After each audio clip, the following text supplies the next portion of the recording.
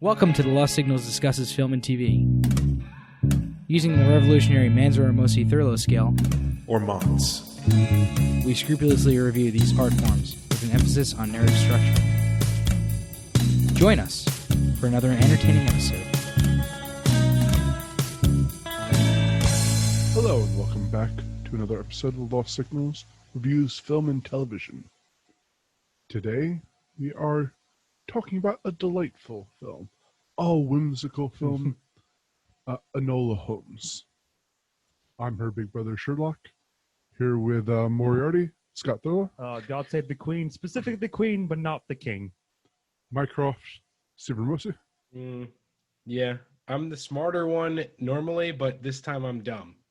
And Lestrade, Christopher Morgan. The game is on afoot.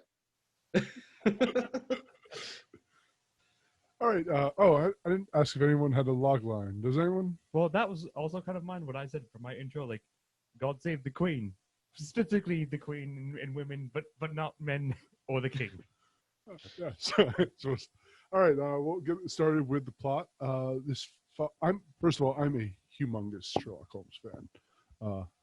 Actually, Stephen gifted me all of the books once upon a time, and this is kind of a modern adaptation of the classic tale, except we're following Enola Holmes, the young sister of Mycroft and Sherlock, as her mother disappears, and she decides to run away, aside from going to a boarding school, and to find adventure and her mother in London. She stumbles upon a case of the week, and A political plot, more or less. Yeah. How do you spell that? What? Weak. Oh. Get him. Poor old Tewksbury. and yeah, it's her growing as a detective and gaining the respect of her older brothers and our hearts as well. So I actually adored this work.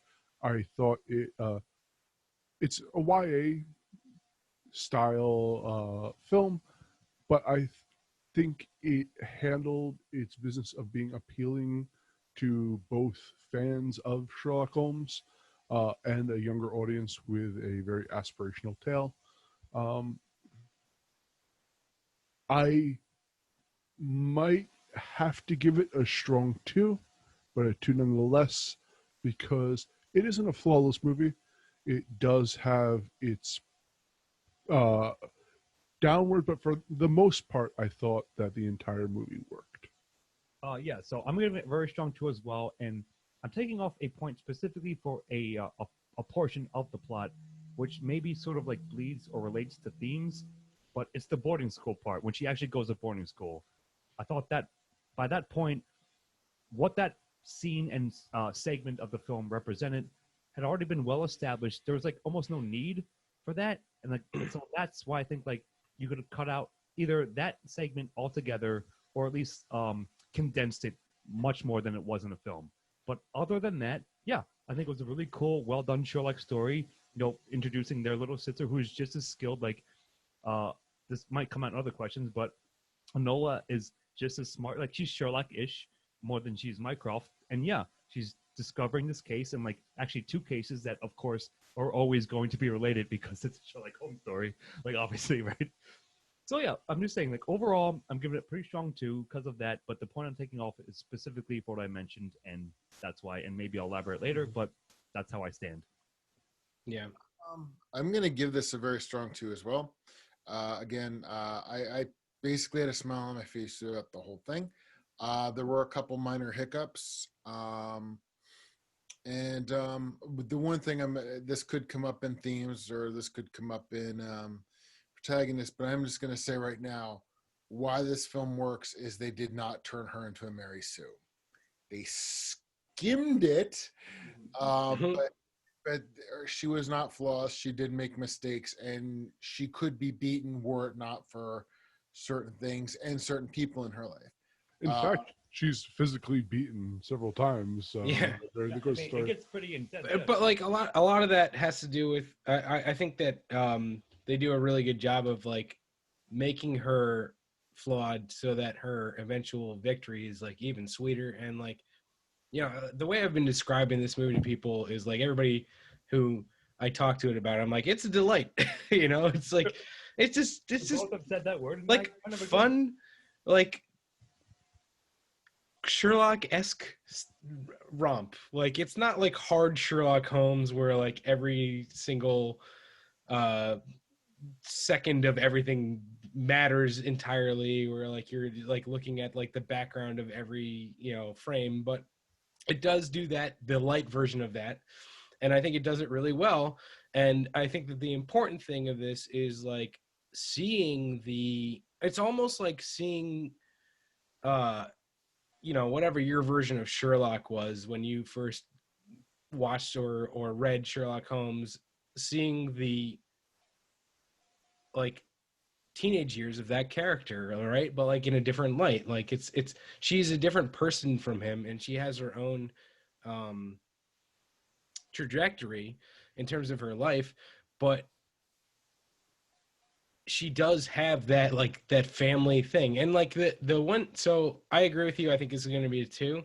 And Scott, I didn't even think of it until you said that right now, but I kind of agree with you about that the part in the I think that the part in the what was it called, the finishing school would have been better served if she had gone to it right away rather than like been forced into it later as like a almost like a plot device to, you know, it give felt her some kind of like, you know, like something to be worried about, I guess, or whatever. No, sorry, say it felt shoehorned, and like, and doubly so because like that was how she reunites with Tewksbury. Mm-hmm. Like they could have done that in a number of other ways versus that. Yeah, it was too little, too late for me. I mean, I did think that the him sneaking himself in there in the same way he snuck himself onto the train was a good like callback to earlier, and like that's kind of what Sherlock Holmes stuff is known for, like very good self-referential things and callbacks to earlier scenes and things like that. So like that was good to me, but like that whole sequence wasn't necessary really. It was fine, but it wasn't really necessary. And I think that oh man, I forget. I was on a roll leading up to something, and then I forget what it was. But yeah, I think that this is a really good job in terms of the plot, in terms of putting us through like a Sherlock-esque story while making it her own story, and showing how she's different from the two, and showing how she's the same as the rest of her family. That was what I was going to say. I was kind of annoyed by the fact that they made Mycroft like the dumb one of the family, because he was always supposed to be the smartest one in the Holmes family, and like just Sherlock was the more creative one. Little because Mycroft is the serious one of the two. Right. Government, you know. But in the books, he's an agent of order versus Sherlock was, so, for all of his logic, is kind of a chaotic individual.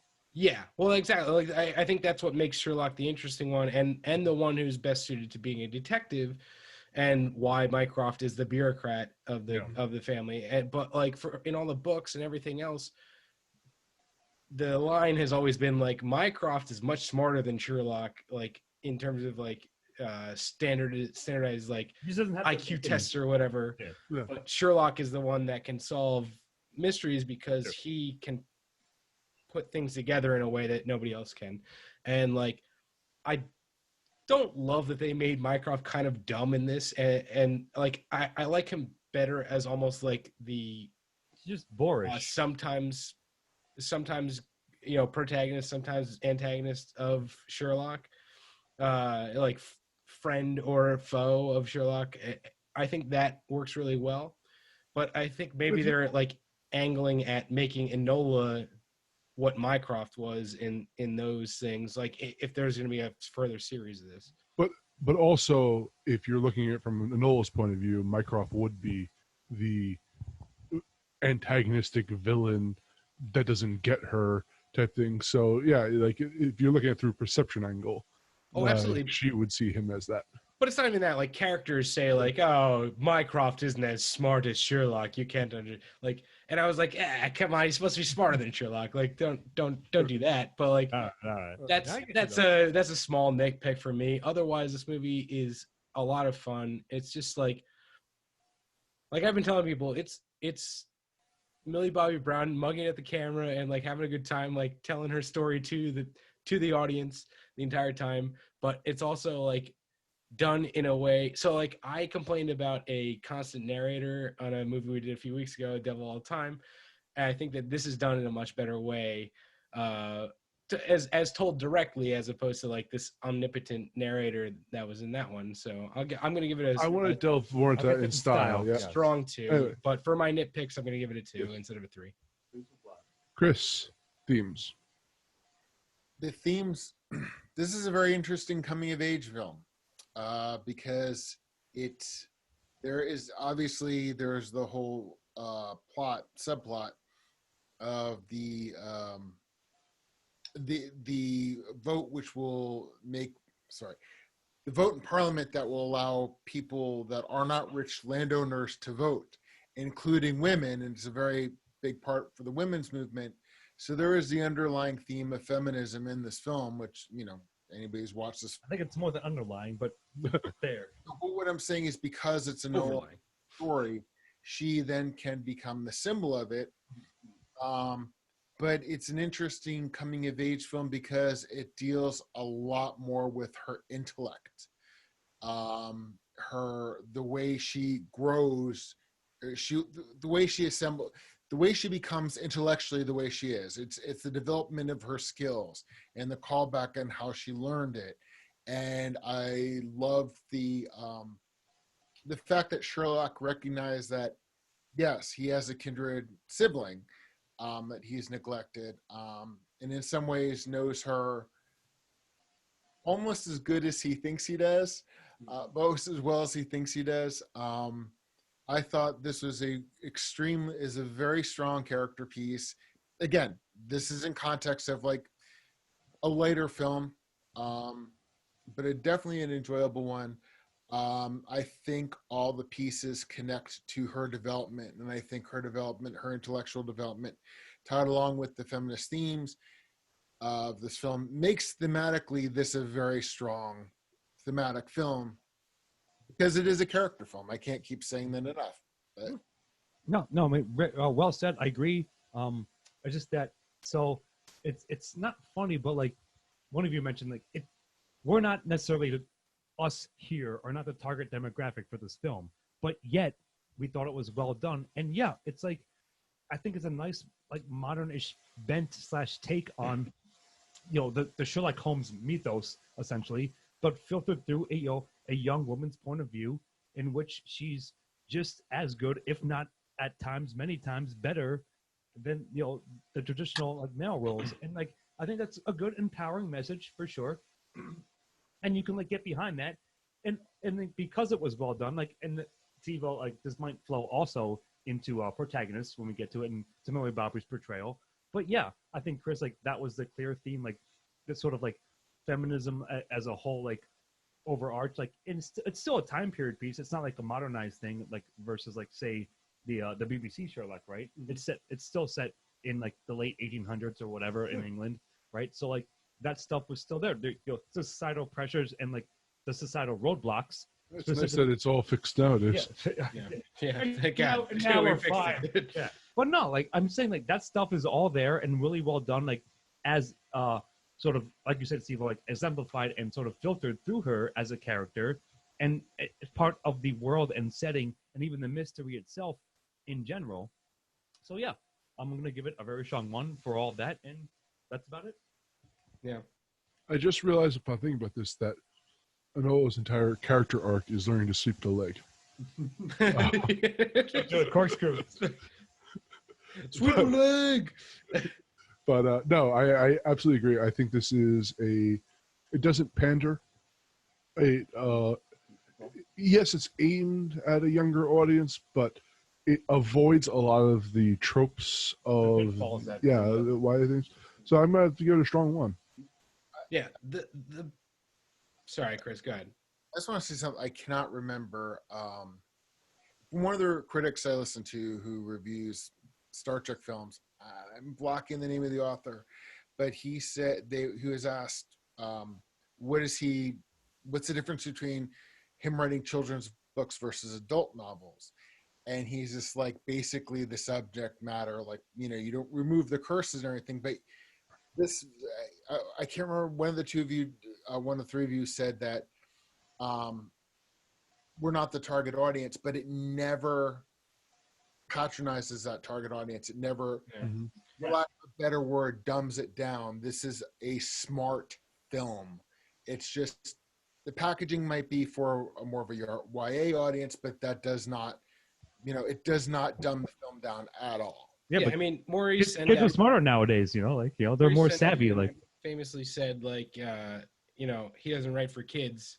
He writes the stories that he wants to, and just turns out the kids like him. And like, that's the guy that wrote Where the Wild Things Are and stuff like that. So like, but I think that it's really interesting. Some of my favorite moments are the most important thematic moments in this, were the moments where she fails at something, or like when she's like, maybe I overthought this costume thing, when she like dresses as a widow. It's like, oh no, like I've oversold by like whatever, and like, the times where she's like, I don't know if this is gonna work, right? Whereas like, if you are looking at a Sherlock story, he already has gone through these moments of like, oh, I know I'm smart, but in practice it's different than like in my head. So let's try it out and see what happens. Like when they jump from the train, and she almost falls off a cliff, right? Like, I think it's important to see her like come so close to that cliff and realize like, oh, one moment's difference could have made this a whole different thing. And like, she does have those moments where she feels this real doubt about herself that I really love. And like, I almost wish those moments lasted a bit longer and were a bit more, but I get it. I get it's a YA story. Like, you can't dwell on that stuff, but there are those moments where like she feels real doubt about herself, and then gets kind of this like uplift from mostly from herself, but sometimes from other people in the story or whatever.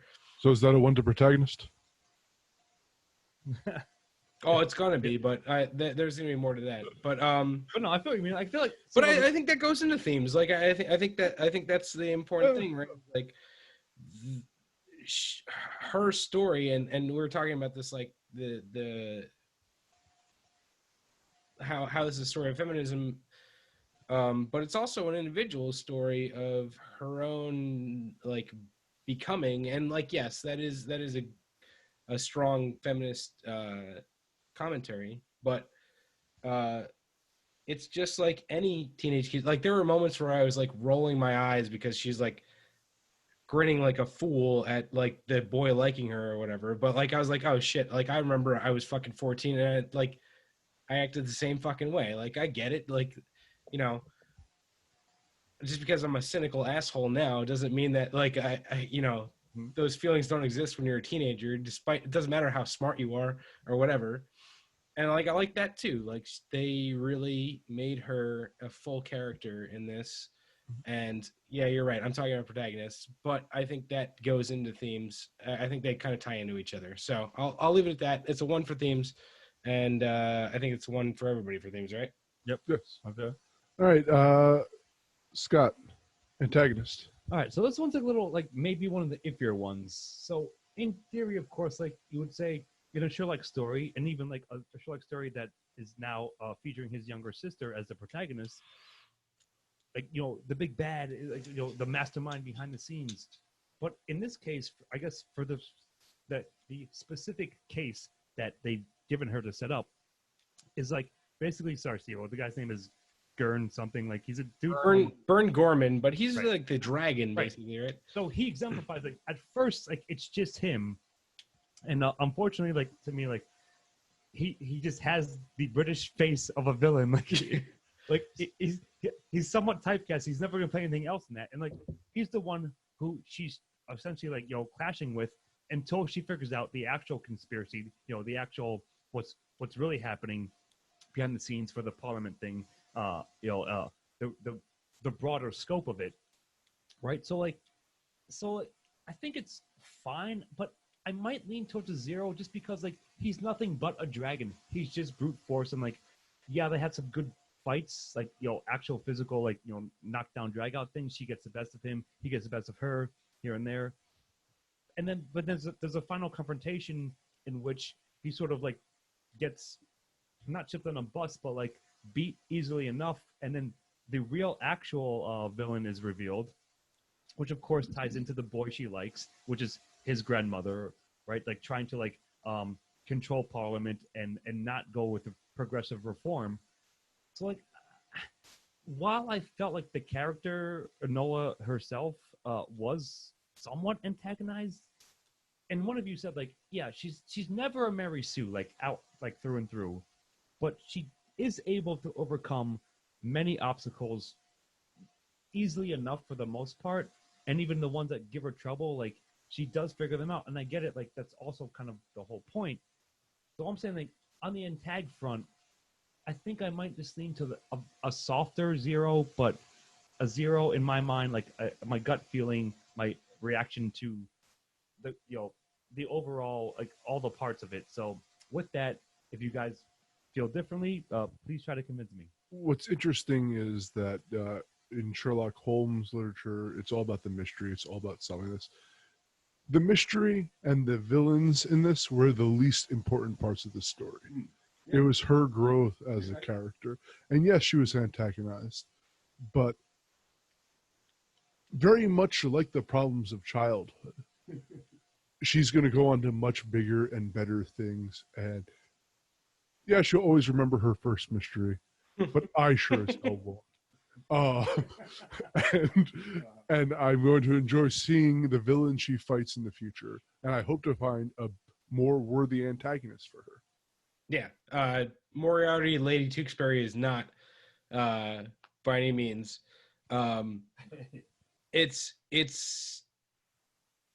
honestly, you're right. This is absolutely the least important part of this movie. Burn Gorman does a great job as the dragon, and I'm going to give him full credit in supporting characters, but he's not the antagonist.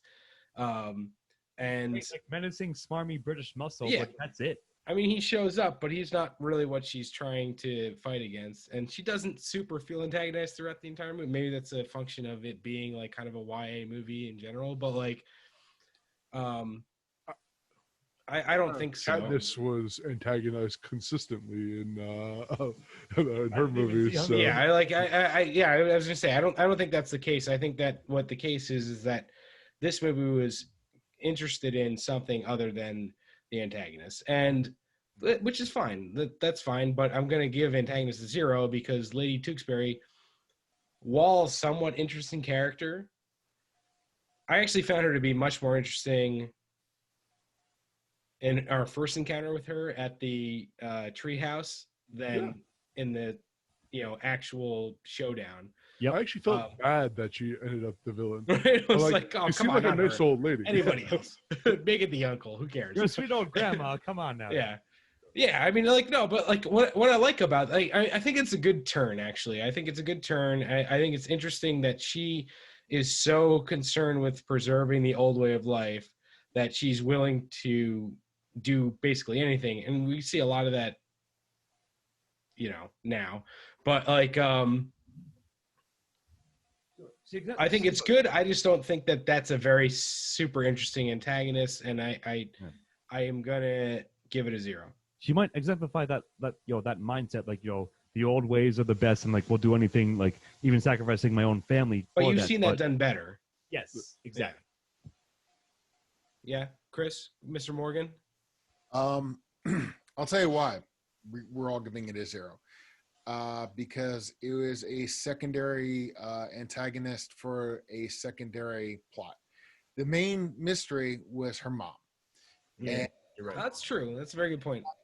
because her thing was the mystery to find her mother is what made her grow as a character, which is what her mom wanted to do. Basically, she needed to live up to her own potential, to what she perceived was the potential of her mom, which could be arguably surpassed. But the whole thing with, I am blocking his name, Tewksbury. The what is it? Were they not Marquise, The Marquise? under 18 would have been the love interest. No, but that's why the antagonist skimmed, is because it was part of the secondary mystery, not the primary focus of the movie.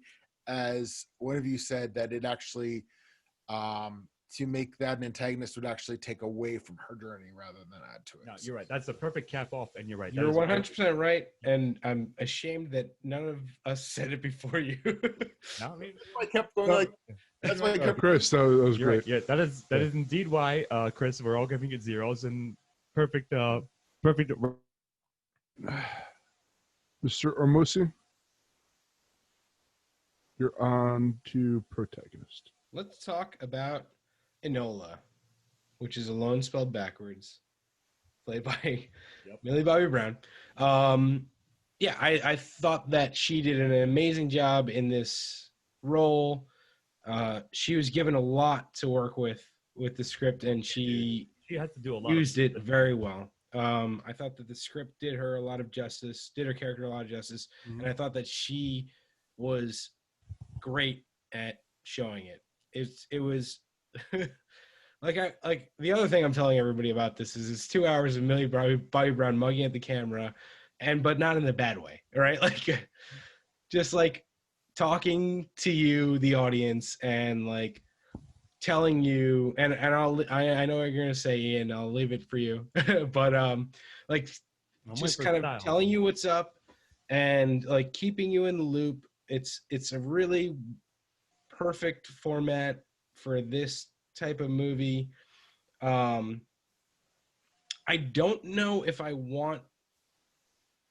if there's going to be, like, I assume there's going to be a sequel to this, right? Like, it's perfect sequel being. I need there to be. And I don't know if I want her to continue in this vein and, like, continue talking to the camera or, like, make it something different.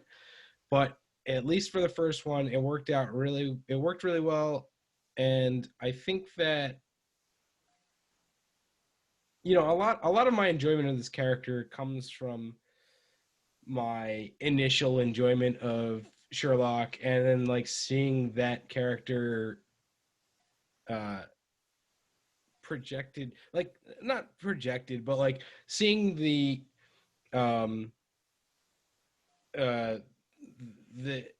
evolution of that type of character moved on to like a sister who has her own things going on, who is different than Sherlock, but also has those tendencies, like those familial tendencies that are like that you love when you're watching a Sherlock movie or show or reading a book. And like this does a very good job with that. If it's not like the most intensely logistical Sherlock story, or like, you know, Holmes story, I'll call them from now on. Like it is like, it feels like a Holmes story regardless of that. And I think that it has a lot to do with their treatment of well, the Conan Doyle, so it's going to be a 1 for me. The Conan Doyle estate disagrees with you. They're suing. Well, let's be clear. I thought they were suing about Sherlock's portrayal, not Enola's portrayal. Yeah. They are. We'll get Hold on. I guess we can get into that. But like while you're doing, It's a disavowed Holmes story. while you're doing what you're doing, like of course I agree. Like I'll give you a bit of credit here, Steve-O, because you're the one who told me at least about Stranger Things, which is where Millie, Millie Bobby, like that was her like your breakout premiere when she was obviously much younger, and even then you're like, I'm impressed with this, this young actress who can just like kind of command the screen, and now she's asked basically to carry the whole movie, and I think she, by and large, does that, and her arc is great. Like you're right, like yeah, she's what 15, 16, I think they said in the movie, and like she's trying to figure herself out while also solving the mystery of her missing mother, who was a constant presence in her life, and now like she's trying to like mold herself and stuff. So yeah, I mean I don't have much, but I just that my 2 cents, and I'm absolutely giving it a 1. I was thinking about this when we were talking about themes, and I can't remember what Ian said before about this being a superhero origin story, but I kept thinking RoboCop, buddy. He was talking about RoboCop being in a superhero origin story. Right, but I kept thinking about the line from Batman Begins, "Why do we fall, Miss Holmes? To learn to pick ourselves up." But that's what she does. Death. That's what she does. That's why she has so much agency. And the origin, they show the training somewhat at the beginning, but as she's encountering things, she calls back and notices details that you overlooked.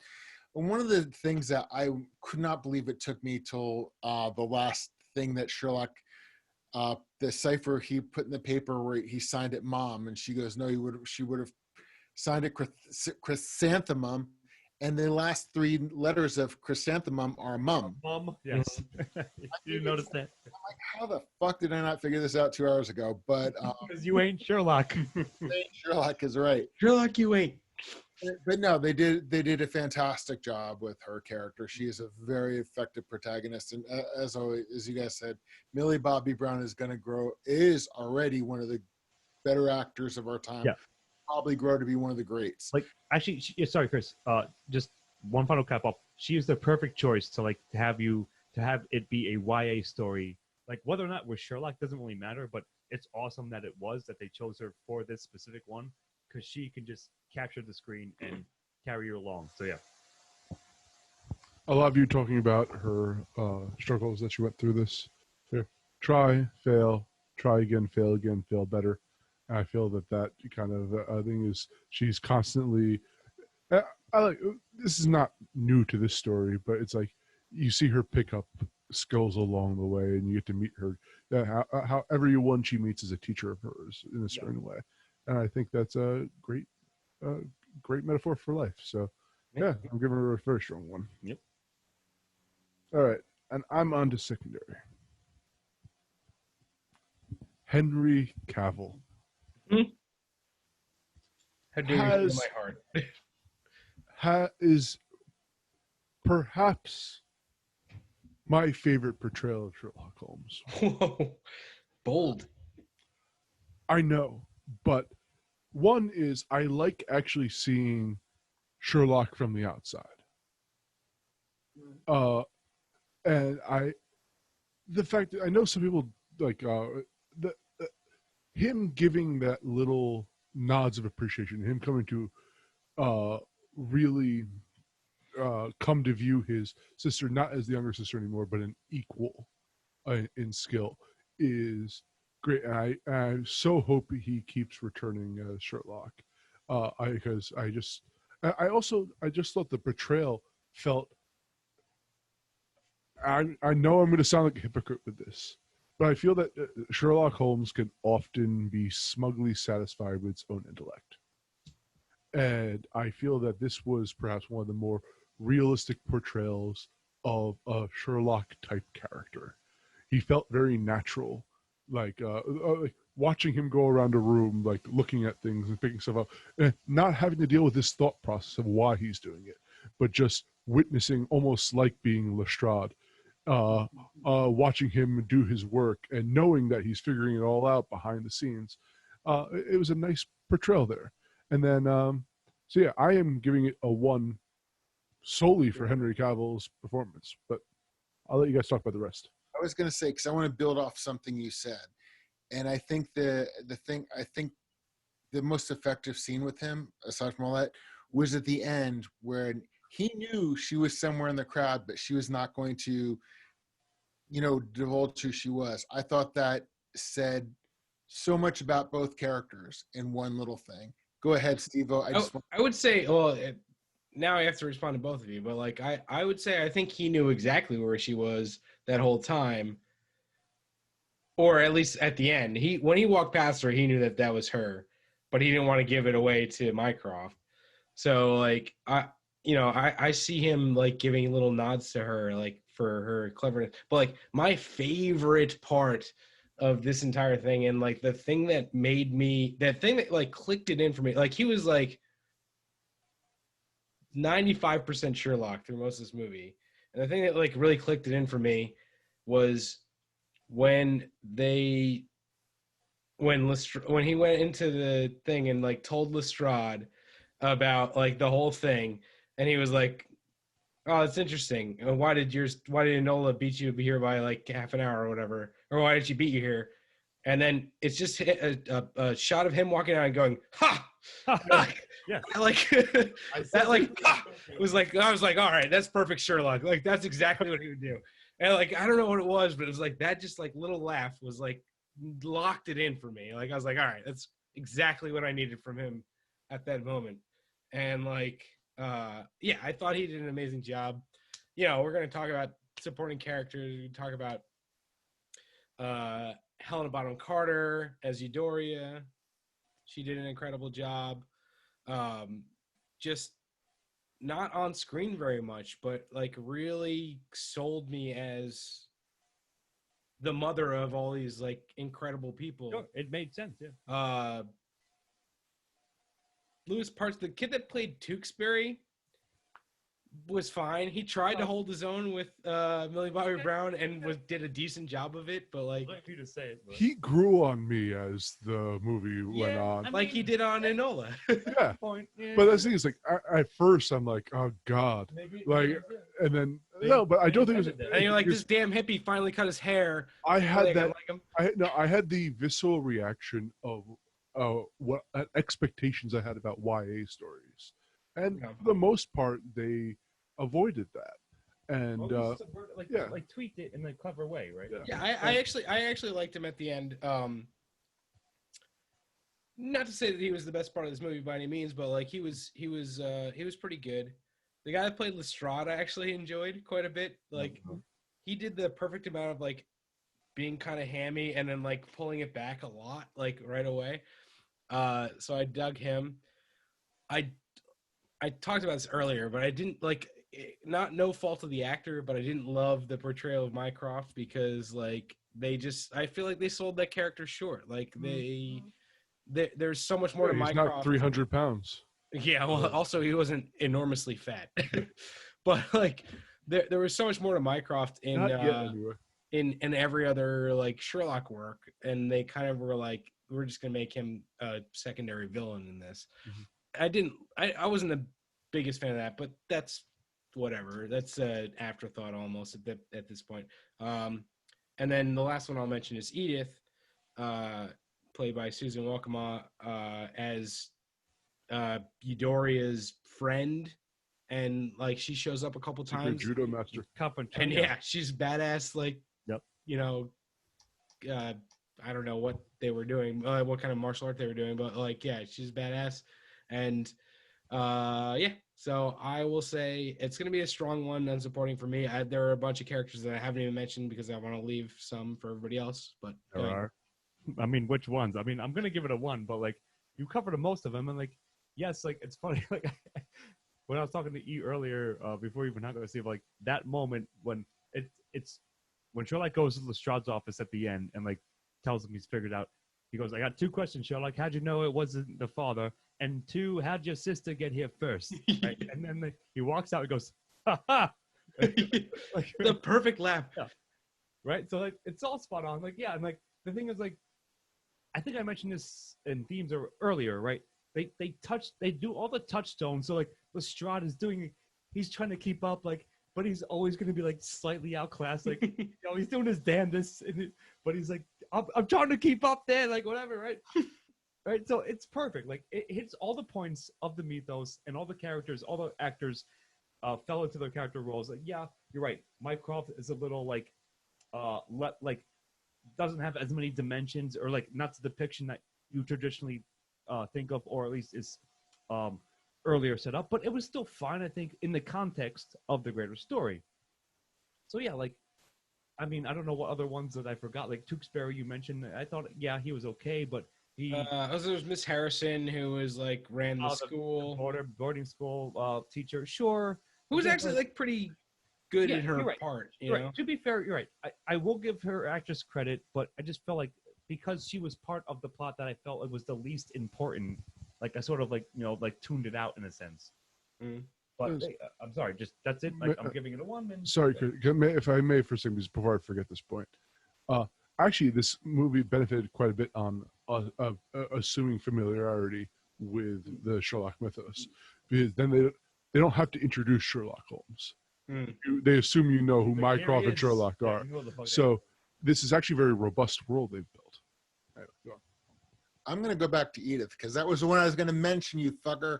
I think Edith's importance can't be understated because she is going to offer Enola as much help as Enola will ask for or need.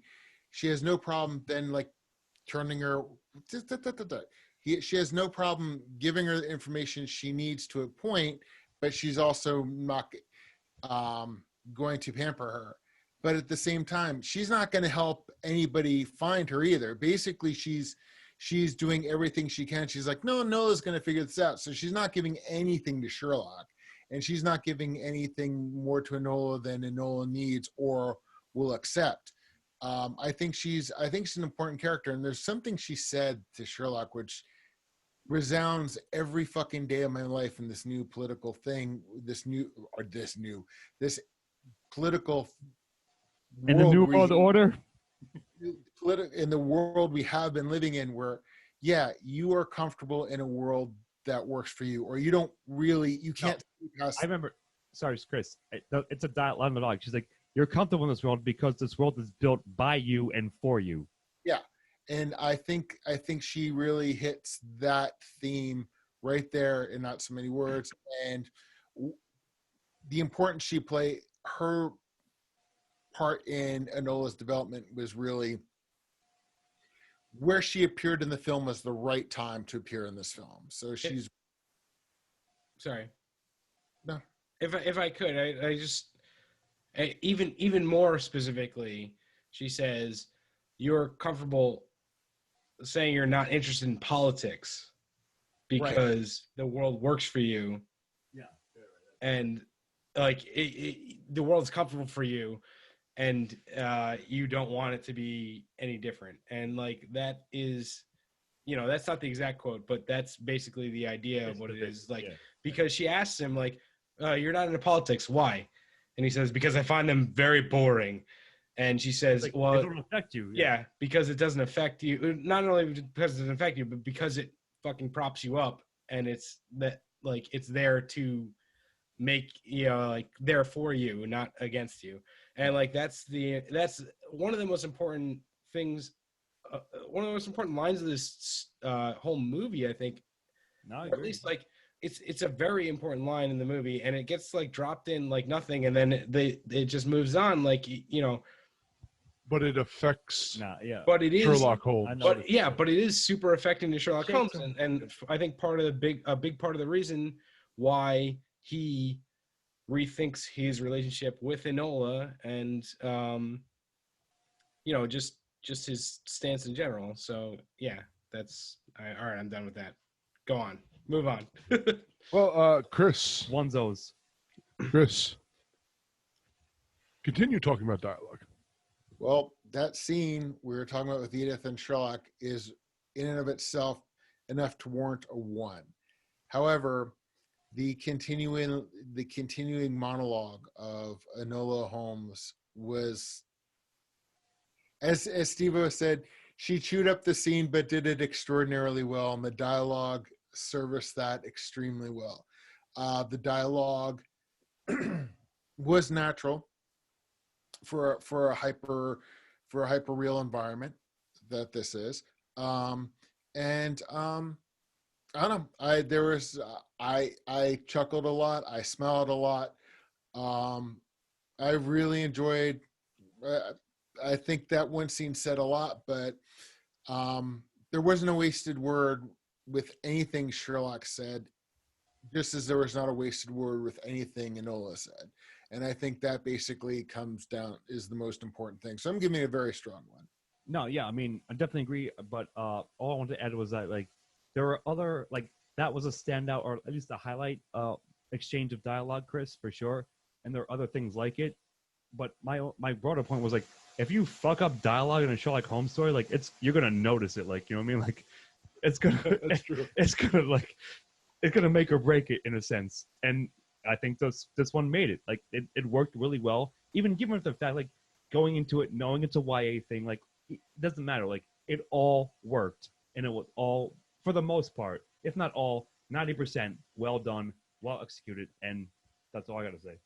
I think there were points in this movie where the dialogue was too clever by half, which means it's a Sherlock movie, you know, like or a Holmes movie, right? Exactly Like what I'm saying to you, buddy. that is exactly like I wouldn't go so far as to say the dialogue was always natural, but it was like it felt naturally. It felt like a natural Sherlock movie. I was going to say, in a hyper real world of Sherlock, it feels natural.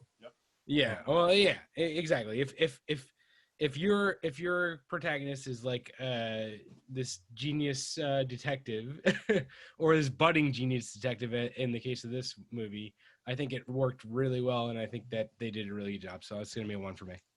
So I'm going to bring this up here instead of style, but I think this fits in.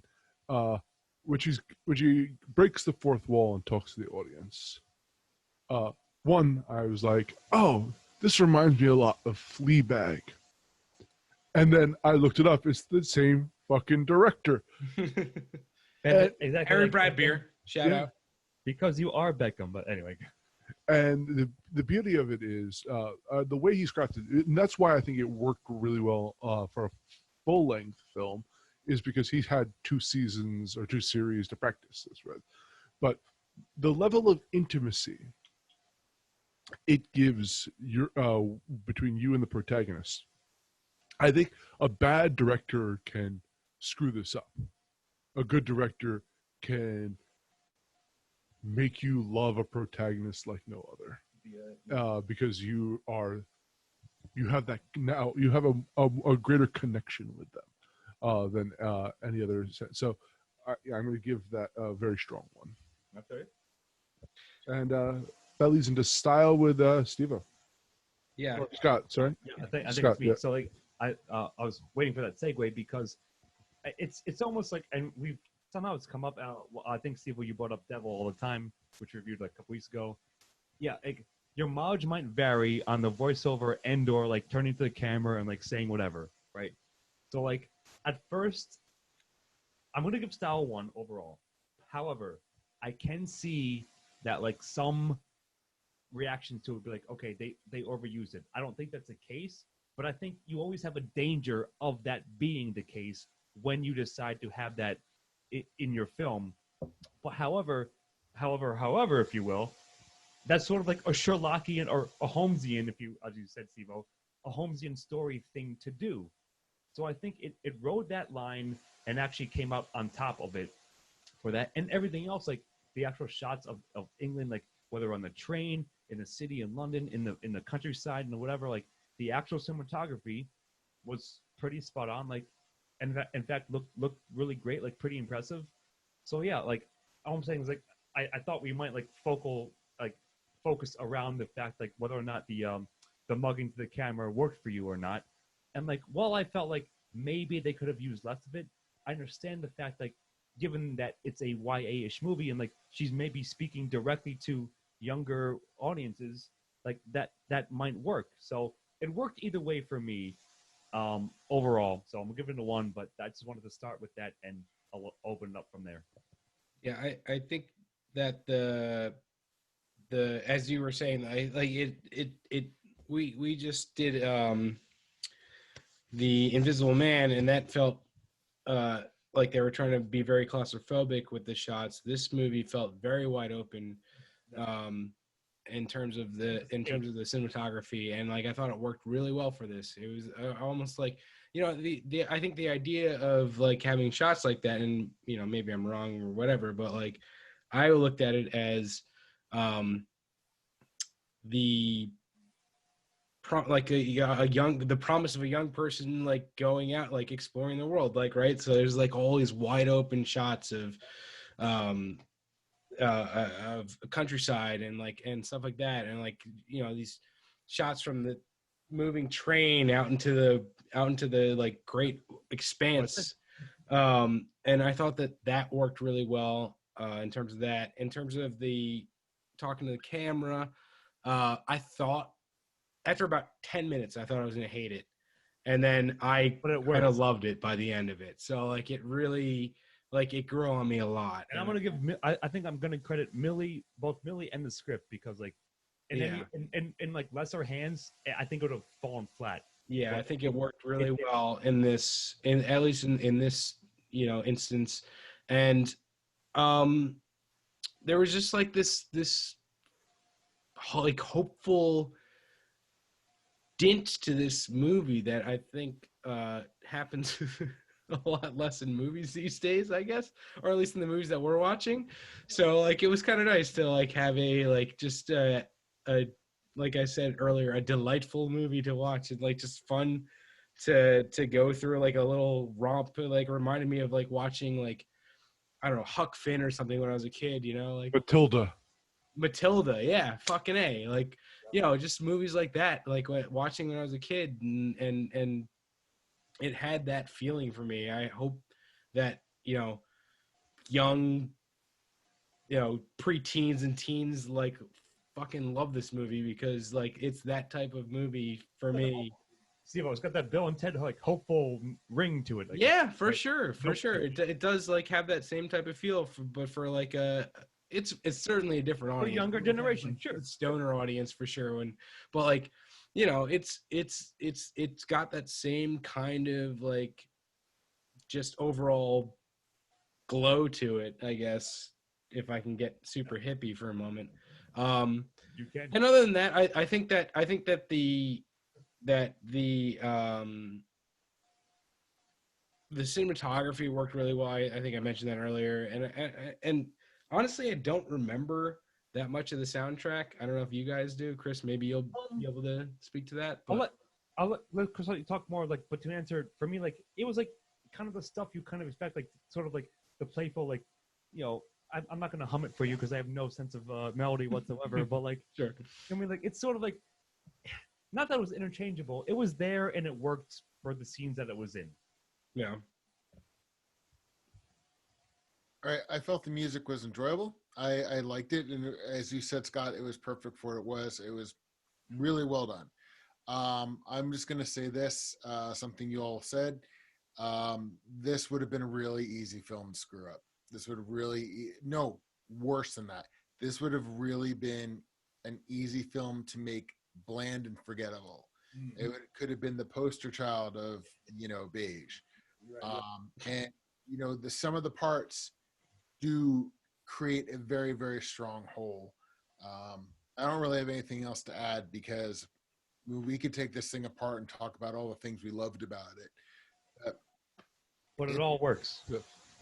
It's exactly, everything in this film is exactly what you needed to make this film work, and the proportions that it needed to do to make this film work. Ooh, I had one more thing. Costume design. Costume design was pretty spot on. True. Good call. Apropos of nothing, there's one scene in here where she's being drowned, and she fakes that she's dead, because I have for a very long time. I was gonna do that if anyone tries to drown me. And when I saw that, I'm like, and she winks at you, and I'm like, finally, someone has doing my move. You're doing my bit. I was so happy Finally that paid that off happened. for you. Yes. All right, so at some time in the future, we'll have a party and there'll be a bobbing for apples. So Ian, one of the times you go bobbing for apples, somebody may put your head underwater and you can live out that fantasy. It is You almost just Halloween. smash their face in with the back of your head. All right. Anyway, Anyway, That being said, Mr. Ramosi, would you recommend this yes. terrible movie? Yes, I would recommend this terrible, great movie. I think that it is enjoyable, most enjoyable for anybody. But I'm really excited for like kids to see this. Mostly, I was watching this, I was like, this is great, but like I was like making myself like almost weepy thinking about like a kid like watching this for the first time and like it being like an introduction to like, the adventure type movie, like their window into that. Yeah. you know, Madeline or whatever, like, you know, not Madeline, Matilda, or like you know, Huck Finn or you know, Tom Sawyer movie, something like that. And I think this is a perfect that type of movie. And I was just like remembering my first experiences of that while I was watching this, and I think that's awesome. Like that's what it needs to be, and it's a strong recommendation. Yep. No, here, yeah. So you guys know me, like normally, like I would be like very reluctant, like fucking YA shit, like whatever, right? Like that's how I am. But I, as a personal quick aside, I had a shitty week before this, and I was like, okay, let me just sit down and I guess I'll watch Enola Holmes. And yeah, it was somewhat uplifting and a very enjoyable romp overall. I'm probably giving it an 8 or 9, I don't even know yet, but it's going to be high. And yes, I recommend it, even with my sort of anti-bias for this kind of stuff. Yeah, the performances and everything we said all coalesces together to create a really well done and enjoyable movie, especially if you like Sherlock Holmes. And if you don't, like you said, Steve-O, it's a good window, and it's a good successor for the next generation of people, of kids to watch this kind of stuff and get into it, and hopefully you'll get something positive out of it. So Not only do I recommend this, I recommend that Netflix make more of these. I think they certainly are going to. They set it up. Well, there's a book series that this is based on, and this is based on the first book, and there's multiple ones. So And I think this movie's crushing right now. So yes. yeah. Although, from what I understand, Bad Teacher, when that was re-released on Netflix, knocked it off the list. What? Yes. Don't you like Bad Teacher? Get out of here. The movie, Steve-O? I thought you said it was pretty good. Anyway.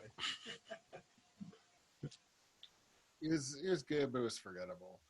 I meant Bad Teacher, not this film. I know I have it as a note, Ian. Netflix, cough up the cash and make more. Yeah, I like Scott. I didn't have the bad week Scott had, but it was tedious. And when Beth and I finished work yesterday, I'm like, let's watch Enola Holmes, because we watched Enola Holmes and The Invisible Man. And after watching The Invisible Man, I'm like, I wish we had switched them because because Enola Holmes just brightened our day. Yep. And we were actually we ended up, after Invisible Man, as we're getting ready for bed, we kept talking about Enola Holmes. So there you go. There you go.